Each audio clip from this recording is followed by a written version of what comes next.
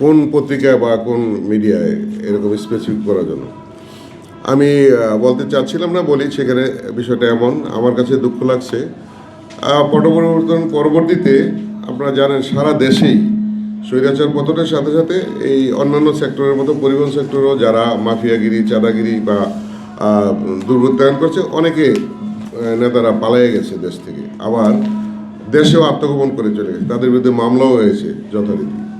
সেই ক্ষেত্রে একটা প্রক্রিয়ার মাধ্যমে আমাদের যে মালিক সংগঠন বা শ্রমিক সংগঠন, মালিকরা তাৎক্ষণিক সাংবিধানিকভাবে মালিকদের যে গঠনতন্ত্র আছে সেইভাবে তারা একত্রিত হয়ে সভা করে, নির্বাচন করে, কনভেনিং কমিটি করে, পরবর্তীতে নির্বাচন করে, এইভাবে প্রক্রিয়াগতভাবে এই সংগঠনগুলিকে তারা ওই জায়গাগুলি ফুলফিল করেছে। আমাদের ন্যাশনাল কমিটি এখনও অনেক বাকি আছে। ঢাকা ভিত্তিক যে ঢাকা সড়ক পরিবহন মালিক সমিতি, সেটাও সেভাবেই প্রক্রিয়া চলছিল। এরই মধ্যে প্রথম আলো পত্রিকায় লিখে দিছে আমরা কোনো দায়িত্বেও যাইনি। 5 তারিখে সরকার পরিবর্তন হলো, ধরেন কয়েকদিন পরে, একজাক্ট ডেটটা আমার মনে, চাঁদাবাজের হাত বদল, অমুক দল সমর্থিত অমুকরা এই দখল করে নিয়েছে এবং চাঁদাবাজি চলতেছে। তো চাঁদাবাজের হাত বদল, তো কথাটা এমন যে সরকারও তো একটা হাত বদল হয়েছে, স্বৈরাচারের পতন হচ্ছে যারা আসছে, তো তাদের কৃতকর্ম তাদের দেশের জন্য ভালো কিছু করার জন্য। তো এর পরবর্তীতে আমরা 1 মাস নাগাদ এর মধ্যে আমাদের পক্ষ বিপক্ষ অনেক গ্রুপিং হয়েছে। এবং মজার বিষয় হলো, আপনাদেরকে ভাইয়া বলি, কতিপয় ব্যক্তি শীর্ষস্থানীয় কেউ অ্যারেস্ট হয়েছে, কেউ দেশ ছেড়ে চলে গেছেন, বাকিরা সব কিন্তু দেশে রয়ে গেছে তাদের লোক। এবং এখনও আপনারা যে বিশৃঙ্খলায়নের কথা বলেন, এই বিভিন্ন কোম্পানি বা বিভিন্ন পরিবহন মালিক এর মধ্যে তাদের নামে আছে, তারা নাম সর্বস্ব কোম্পানি করেছে, রোড পারমিট নেই, জোর করে গাড়ি চালাচ্ছে, এক রোডে গাড়ি দরকার 100 চালাইতেছে 300, এক রোডে তাদের অমুক নাম এই নামে চাঁদা করতেছে, এবং তারা একটা সংঘবদ্ধ দল হয়ে গেছে। তো ইচ্ছা করলে আমি একদিনে ওই মালিকগুলি, ওই গাড়ির ব্যবসায়ীগুলিকে কিন্তু এখান থেকে বিতাড়িত করতে পারবো না, কিন্তু তারা বিদ্যমান আছে, তারা অসহযোগিতা করতেছে, তারা চাঁদাবাজি নিজেরা করতেছে, এবং তারা কিছু হলে আবার কোর্টে চলে যাচ্ছে, এবং তারা আবার চালকদের কাছে মালিকানা বিক্রি করে দিয়ে কন্টাকে এই ট্রাফিক ব্যবস্থা এবং এই জনগণের যে ব্যবস্থাপনা পুরো ভেঙে দিচ্ছে। তারা যাত্রীদের সাথে ভালো ব্যবহার করে না, তারা অতিরিক্ত ভাড়া দাবি করে, নানা কমপ্লেন আমরা পাচ্ছি।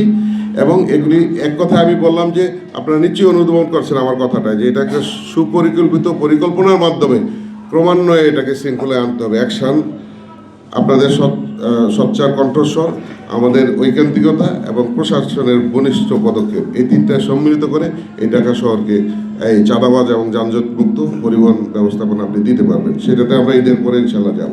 সেই ক্ষেত্রে ওই পত্রিকায় ভাই লিখে দিলেন যে চাঁদাবাজের হাত বদল। আমাকে কিন্তু আমি চাঁদাবাজ না, আমি ভালো কাজ করতেছি, আমার কর্মপন্থা কি, আমি কয়দিন কি কাজ করতেছি, এটার অবজার্ভ করার সময় দিল না। তো সেই ক্ষেত্রে আমি বললাম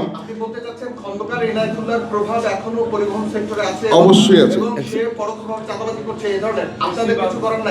তাদের লোকজনরা সব রয়ে গেছে বিভিন্ন জায়গায়, তারা উস্কানি দিচ্ছে এবং দেশকে অশান্ত করার জন্য এবং যে কোনো জায়গায় যে কিছু করার জন্য, অপকর্মের জন্য যেমনিভাবে সুযোগ সুবিধা অন্যান্য সেক্টরে হচ্ছে, আমাদের এই সেক্টরে এইভাবে চেষ্টা চালাচ্ছে যে অস্থিতিশীল করো, চাঁদাবাজি হোক, বিশৃঙ্খলায়ন থাকুক, বদনামভাবে এই বর্তমানে যারা আছে বা এই সরকারের এই প্রক্রিয়া আছে, আমরা এগুলো ইনশাল্লাহ ওভারকাম করব।